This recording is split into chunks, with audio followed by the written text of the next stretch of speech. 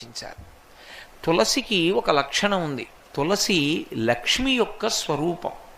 తులసి ఈ భూమి మీద పుట్టినటువంటిది మొట్టమొదట ఎక్కడి నుంచి పుట్టింది అంటే బీజము నుంచి వచ్చింది కాదు. తులసి చెట్టు గింజల్లోంచి రాలేదు. తులసి చెట్టు వృంద అనబడేటటువంటి మహాపతివ్రత యొక్క శరీరము దగ్ధమైనప్పుడు ఏర్పడినటువంటి బూదిలోంచి విత్తనాలు చేశారు బ్రహ్మగారి యొక్క అనుగ్రహం చేత.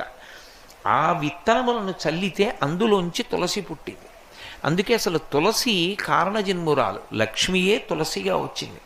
తులసికి ఒక్కదానికే ఒక లక్షణం ఉంది లోకంలో.